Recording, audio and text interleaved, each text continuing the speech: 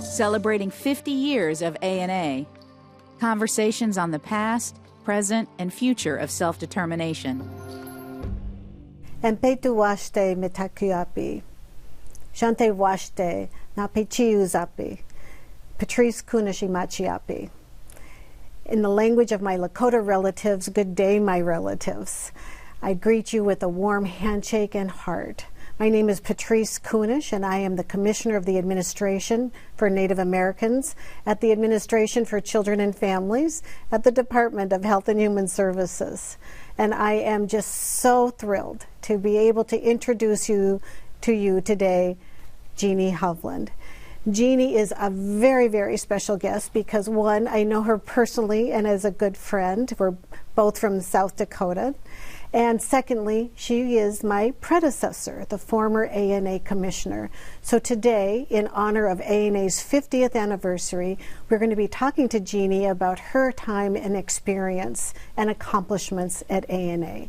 So welcome, Jeannie. Jeannie, so happy to have you here today. Thank you. I am so excited to be back, and it's great to see you. And I love watching your journey as commissioner, and thank you for all the work you're doing. Oh, it is the big shoes to fill, believe me, because a lot of what I'm doing was like, well, Jeannie did this, or Commissioner Hovland did that. So you have a very, very significant legacy at ANA to carry out. But tell us, Jeannie, what brought you to ANA? What was your journey? Because we actually met in South Dakota. Right. I was teaching at the University of South Dakota. You were working, I believe, for Senator Thune. And I wanted to invite Senator Thune to my legislation class, as I recall. Right. And so who did I reach out to but Jeannie Hovland? Yeah. Tell us what you were doing at that time. Well, I had gone to work for Senator Thune back in 2005. Started as Native American Outreach Coordinator and then also Tribal Affairs Advisor. And as you know, I spent as much time in our 9 tribal nations as I could, as well as the universities, education facilities that really had a presence of our Native peoples, which is where I got to meet you. And so during that time, almost 13 years, just 2 weeks shy of 13 years, I really got to learn so much about the different programs, the federal, the state agencies, and the significance of the funding, the agencies, the policies, and how they impact our tribes.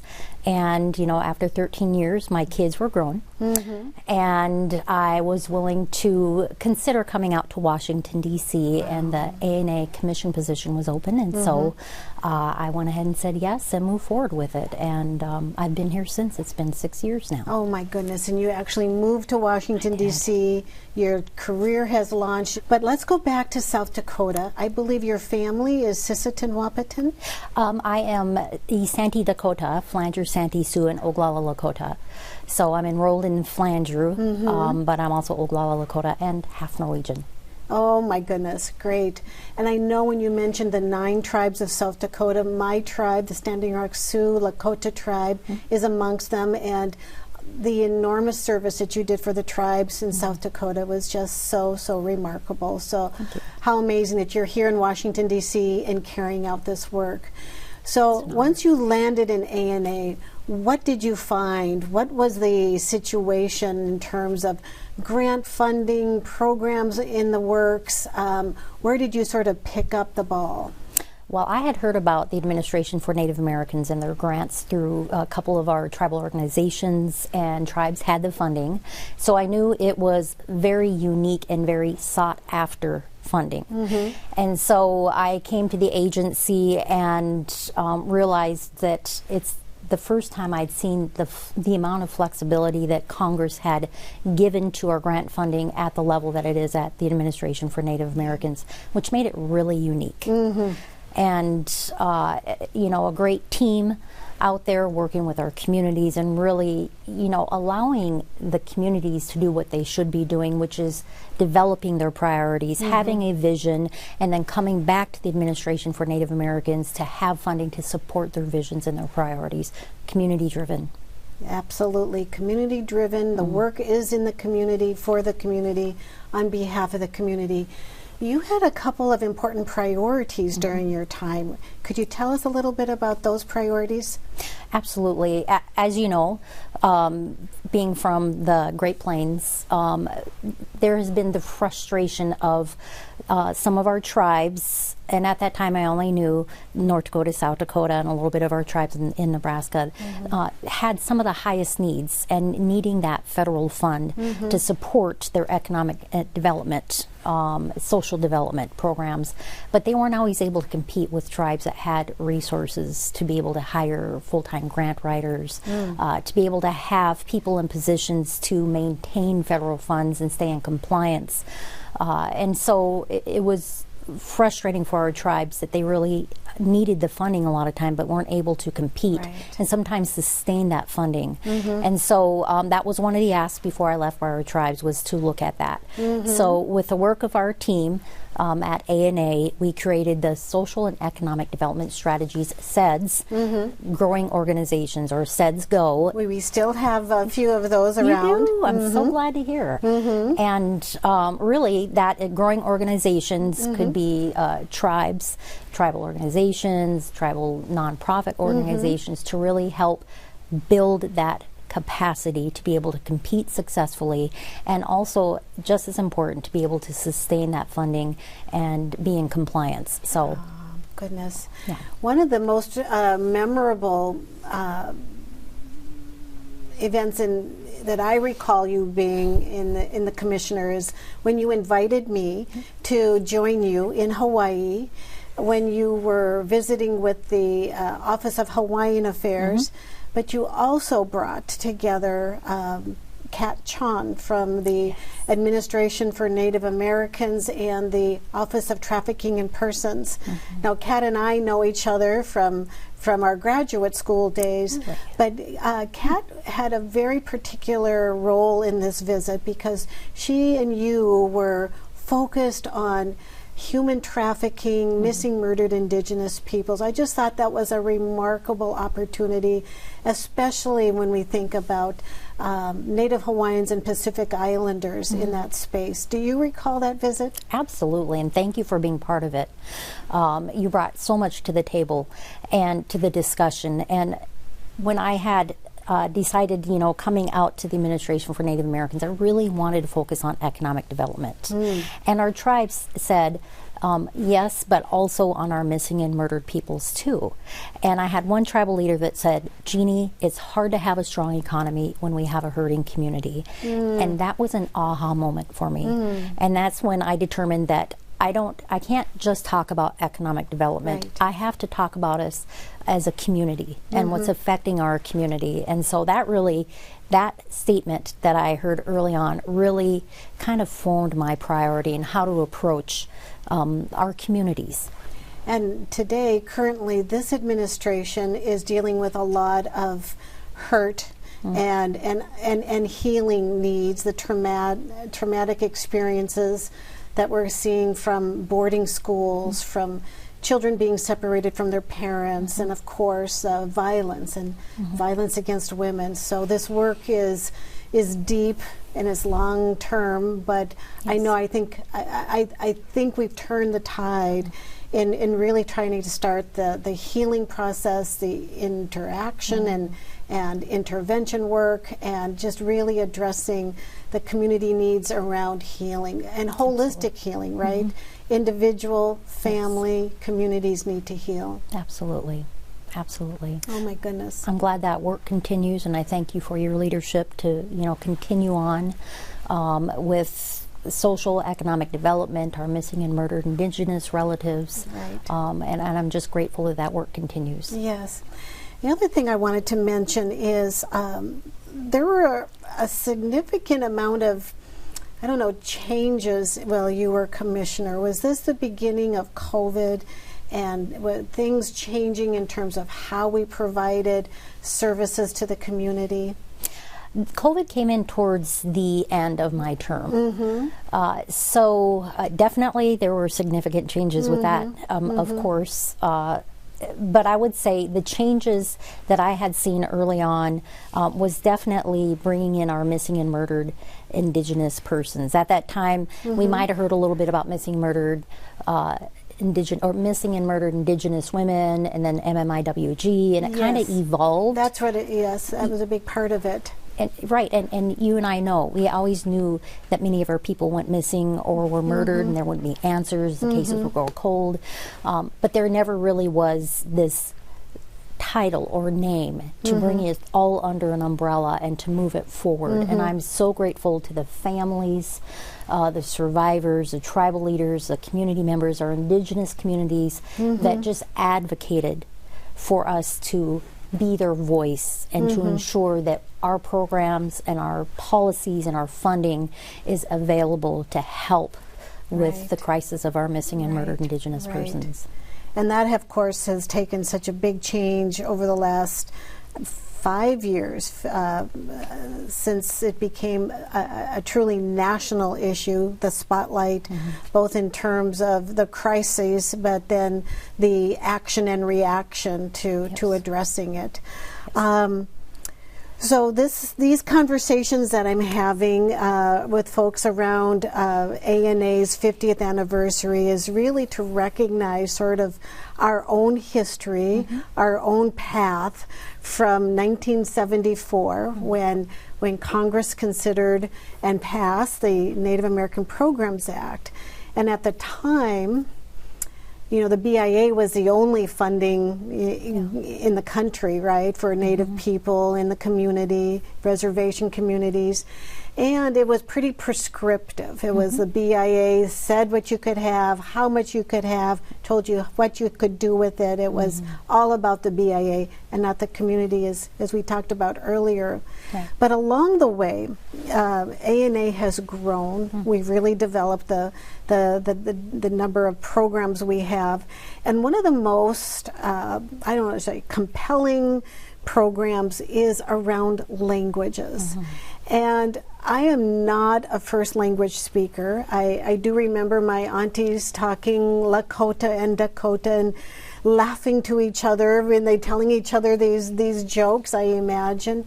But I wondered if you could share just a few thoughts about the importance and value of Native languages and why ANA's funding of Native preservation and revitalization is so imperative.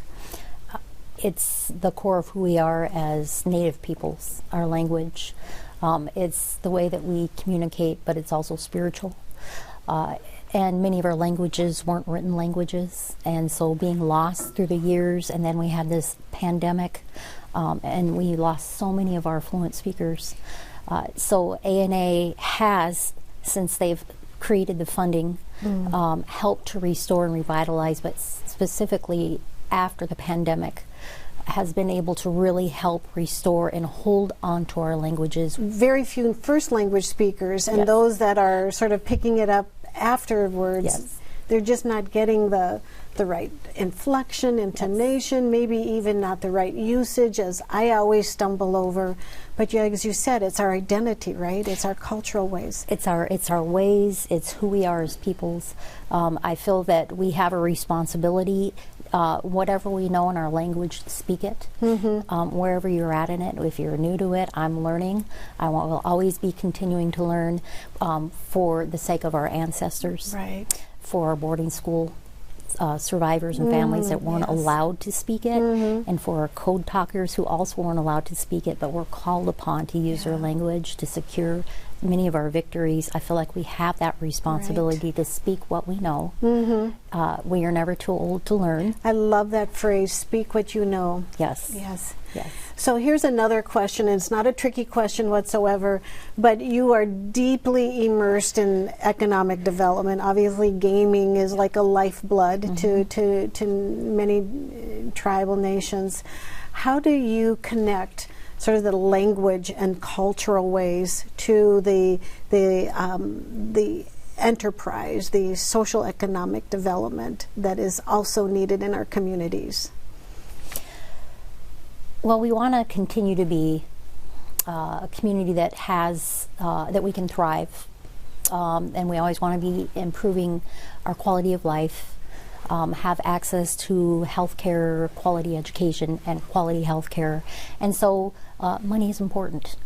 and having money stay in our communities is important. And that also helps us to be able to fund programs that help us to retain and revitalize and hand down our traditions, our languages, our culture. So the economy, again, is part of the holistic view of who we are as Native peoples. It looked different for our ancestors, but just as we move forward, remembering who we are, passing our knowledge down and holding on to the knowledge that we have that's been passed down to us. That's beautiful.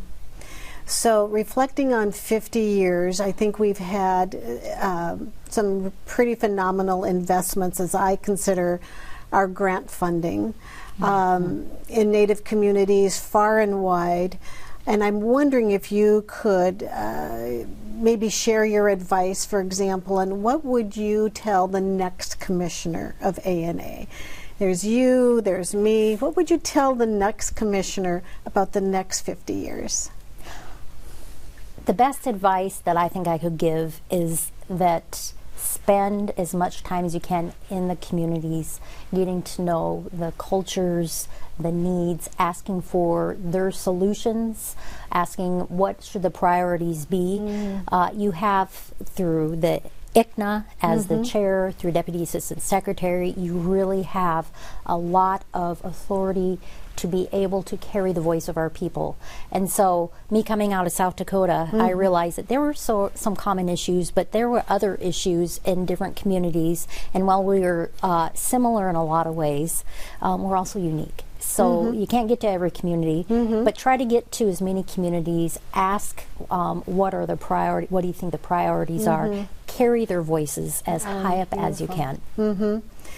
ANA has done a new strategic plan, and communication is one of our top priorities, along with storytelling, the piece of really raising the voice of our community partners. So I'm glad to hear you say that. Raising their voices is important. Absolutely.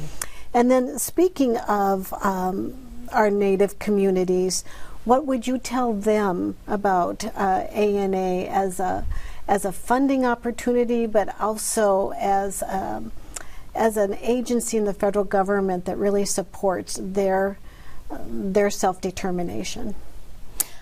I would say find your vision. How can you continue to support whatever you feel your vision is in your community to benefit your community? And ANA, again, is one of the most flexible funding that I've seen, where tribes determine if they want to incorporate their languages or culture, ceremonies. I mean, the flexibility that's in ANA to really help support a community-driven vision exists at ANA. And so I am a believer that the funding at ANA and we can see has made so many positive impacts. Seek your vision and follow through. Follow through. That's very good advice. So, President Biden recently issued Executive Order 14112, and it's all about the next era of self-determination and about flexible federal funding, you know, to support our Native partners. And one of the things you may not know that we've done this past year for our new funding opportunities is to streamline the application. Nice. I would say radically streamline the application. But also, we're funding up front. ANA has previously funded 3-year projects, for example, but funded it incrementally. So now we're putting it up front. And we're really hoping that our community partners know what to do best, know how to do it, what funds are needed, and they will be able to use this funding, which I consider trust funding, to the highest and best use for their communities. That's fantastic. I love hearing that. Thank you for making that happen. Well, as you said, it takes all of us sometimes to make magic happen. Right. And you made magic happen at ANA, and I'm just so very grateful. Thank you. Wopila Tonka. Thank you. Great.